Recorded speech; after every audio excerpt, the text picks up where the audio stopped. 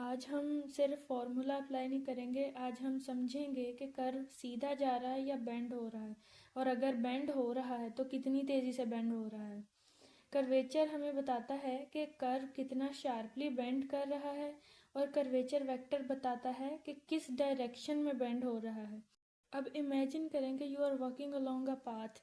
तो अगर path straight है तो टर्निंग ज़ीरो यानी कर्वेचर इक्वल टू ज़ीरो, और अगर सर्कल है पाथ जो है तो कांस्टेंट टर्निंग होगी, तो कर्वेचर कांस्टेंट आएगा।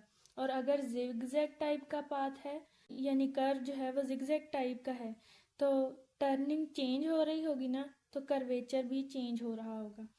इसलिए curvature basically rate of change of tangent direction है with respect to arc length.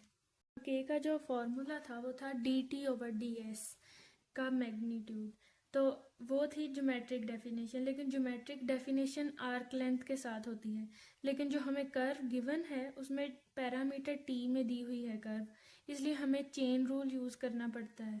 इसलिए जो हम फॉर्मूला यूज़ करेंगे वो ये यूज़ करेंगे।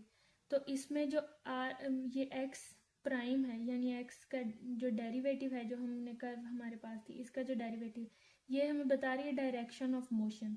अब इसका ये जो मैग्नीट्यूड इधर लिया हुआ है ये हमें बता रहा है स्पीड। ये जो t है ये डायरेक्शन का बता रहा है, सिर्फ डायरेक्शन का, और जब हम इसका डेरिवेटिव ले लेंगे तो वो चेंज ऑफ डायरेक्शन का बताएगा। तो कर्वेचर क्या है? Rate of change of direction per unit length. अब हमारे पास क्वेश्चन नंबर 4.5 है। अब इसमें हम सिर्फ नंबर जो है वो नहीं निकाल रहे, हम देख रहे हैं कि कर्व इस पॉइंट पर कितना शार्पली बेंड कर रहा है और किस डायरेक्शन में बेंड कर रहा है, यानी t=1 पे। तो सबसे पहले हमें ये फॉर्मूला हमें पता है, तो इसके लिए हमें x डैश चाहिए। इस कर्व का डेरिवेटिव लेंगे, derivative with respect to t लिया तो हमारे पास ये इक्वेशन आ गई कि इस t का डेरिवेटिव लिया तो वो 1 आ गया, 1e1। 1/2 t² का डेरिवेटिव लिया तो t² का डेरिवेटिव 2t, 2 और जो डिवाइड में 2 था ये दोनों कैंसिल होके te2, और 3t³ का डेरिवेटिव लिया तो वो आ गया 3t², और ये डिनोमिनेटर में जो 3 है ये कैंसिल हो जाएगा। अब इसको सिंप्लीफाई करके हमारी जो इक्वेशन आई वो ये आ गई कि x dash is equals to e1 plus t e2 plus t² e3। तो जो अब हमारे पास x प्राइम आ गया। अब t डैश भी हमें चाहिए, तो t का जो फॉर्मूला होता है वो होता है x dash over x dash का मैग्नीट्यूड। अब हमारे पास x डैश है यानी फर्स्ट डेरिवेटिव है, इसी का हम मैग्नीट्यूड ले लेंगे इस वेक्टर का। तो हर कंपोनेंट का स्क्वायर और स्क्वायर रूट होता है।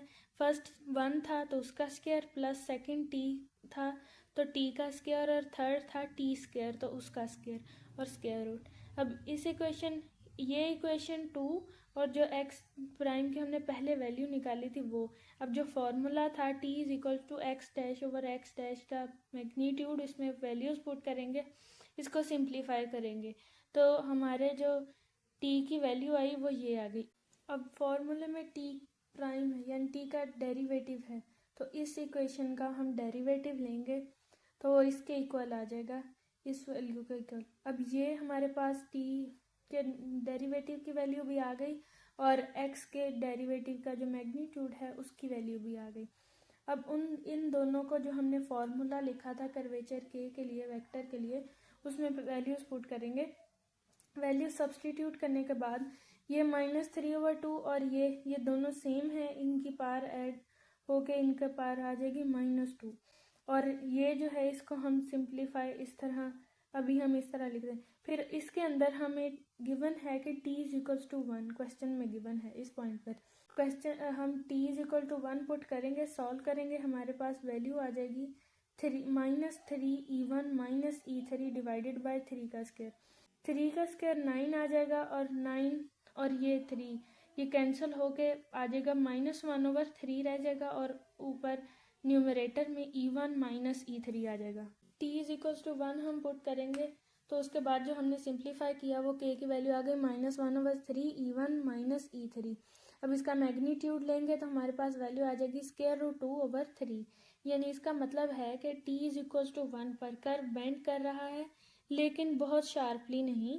कर्वेचर है वो ज़ीरो नहीं है, इससे हमें पता चल गया। तो स्ट्रेट लाइन नहीं बनेगी, और क्योंकि वैल्यू छोटी है तो टर्न है वो मॉडरेट है। Curvature rate of change of direction per unit arc length होती है। यहाँ डायरेक्शन चेंज हो रही है एट द रेट √2/3। अब अगर हम इस पॉइंट पर कर्व को सर्कल से अप्रोक्सीमेशन करें ना, कर्व की सर्कल से अप्रोक्सीमेट करें, तो उस सर्कल का जो रेडियस होगा ना वो 3/√2 होगा।